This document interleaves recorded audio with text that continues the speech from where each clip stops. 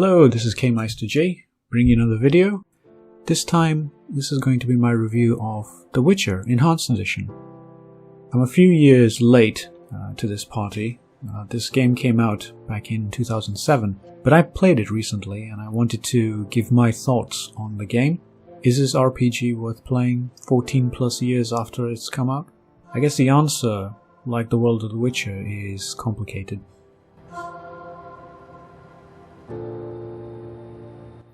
First, a little bit of background. This game was developed by CD Projekt Red and is based on a series of fantasy books by Polish author Andrzej Sapkowski. I hope I pronounced that right. The Witcher books are extremely popular throughout the world, and recently it spawned a Netflix series starring Henry Cavill. Of course, before the TV series there was a trilogy of video games, and Witcher 3 is perhaps the most well-known of the three games. So the first thing to say is that this is an RPG game.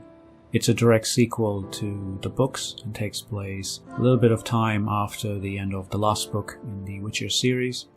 Although this game is non-canon, so it's slightly separate from the books. So you play as Geralt of Rivia, and the plot revolves around Geralt trying to find a group who attacked the Witchers and stole their secrets. There's also a subplot involving Geralt taking care of a young boy who has very unstable and dangerous magical abilities. In all honesty, the core plot is rather low-key. Although there's a larger conspiracy going on, the stakes don't really rise until the very end of the game. So for most of the game, there's no world-ending threat like we're used to in modern games. For some people this might seem rather uninteresting, but it actually fits in nicely with the world of The Witcher, where everyone is concerned with their own problems and no one else's problem is of any concern to the rest of the world.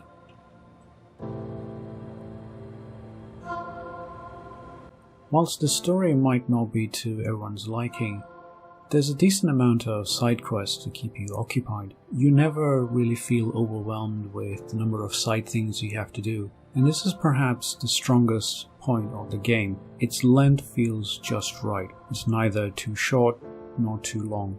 So in total it took me around 30 hours to do almost everything, including becoming a champion fistfighter and also an expert dice poker player. Another interesting gameplay mechanic is the concept of delayed consequence.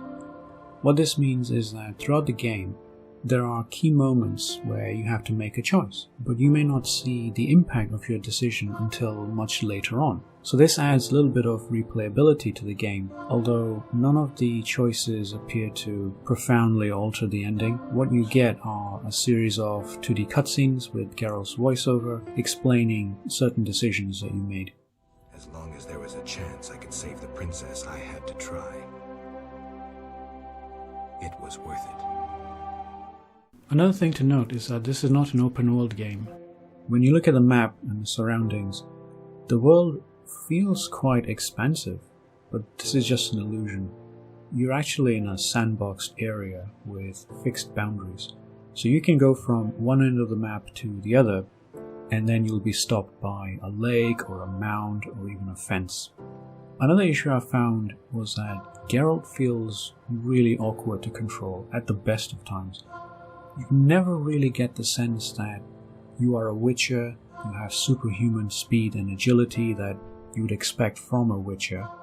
It's like he's actually laden with all those glasses of alcohol and ingredients and all the other paraphernalia that Geralt is actually carrying in his inventory. And it's this lack of movement that creates problems when it comes to combat. A good RPG needs a good combat system. Unfortunately, this game doesn't have it. It's relatively straightforward. You hit the enemy, you wait for the icon on screen to change, and then you hit them again, and that way you get a much more efficient combat strike against your enemy. You also have two swords, a steel sword for fighting humans and a silver sword for killing monsters.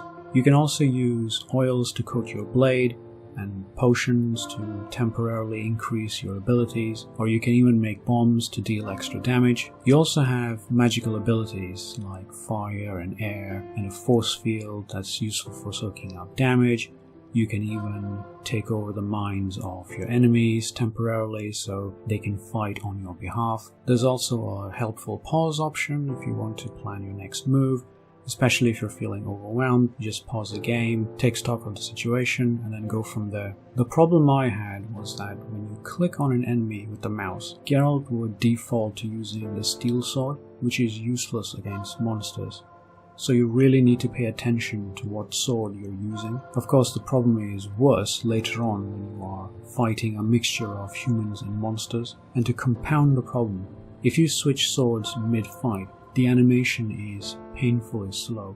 It takes several seconds for Geralt to switch swords, all the while the enemy is having a field day eating away at your health.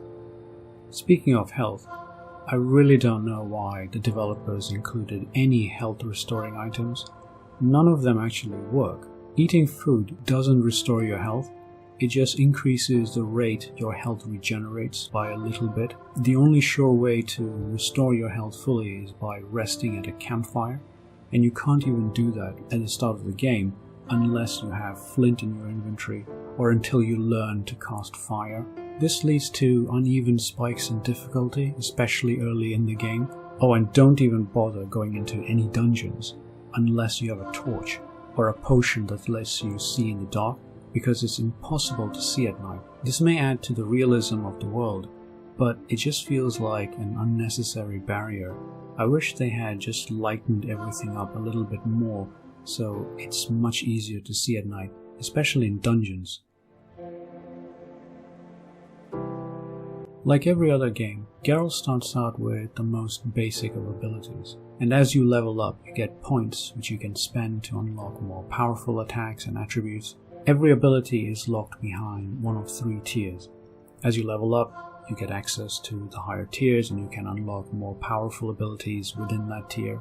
You also need to look out for books that give you valuable knowledge on monsters, ingredients, and potion recipes. This is absolutely essential because without reading books and gaining this knowledge, you can't complete certain quests. So you'll have to find or buy every book that you can get your hands on. Graphically, the game isn't too bad looking. I played it on an RTX 3070 with all the graphics settings set to maximum, so this isn't the best looking game, even for something that was released in 2007.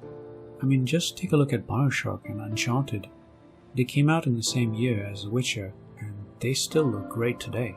I did notice the occasional texture pop-ins, and in some cutscenes, the camera would get stuck at an awkward angle, so the scenery would block people who are speaking. But what I did like is that the colors are really muted, so visually it genuinely feels like the world of The Witcher would look like. But what I hate the most is the way Geralt looks. He looks really, really bad. I get that in the books he's not good looking, but here he just looks awful. It's like they ran out of time to work on his face, which is a shame because the other models look fine.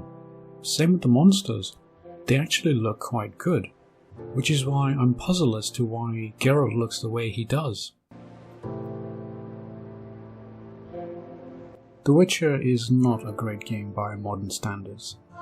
Visually it's fine, but from a gameplay mechanic point of view, it has a lot of problems. There's no real fast travel in the game. You can only access your stored items at an inn. Combat is a nightmare on higher difficulties, and it's impossible to see at night without the right potions. The only way I was able to get through this game was to download some convenience mods. Without these mods, I probably would have given up. But I do like certain aspects of the game. It's quite atmospheric, and the bleak setting fits well within the overall world of The Witcher. There isn't much hope in the world. There's no such thing as a right or wrong decision, and every character has their own flaws. And I like the fact that the game touches on themes familiar to book readers, like destiny and choosing the lesser of two evils. So to answer the question, is this game worth playing? It depends. If you're a diehard fan of the books and want to continue Geralt's story, or if you've played Witcher 3 and want to see how the trilogy started, then this may be the game for you. Otherwise, it's probably not worth playing this game. Honestly, just go play Witcher 3. You won't miss anything story-wise by skipping this game. If I was to rate this game, I would probably give it 6 out of 10, which isn't a bad score. I just think there are better games you could be playing today. I hope you liked this video. If you did, please consider subscribing. I've been KMeisterG, and I'll see you next time.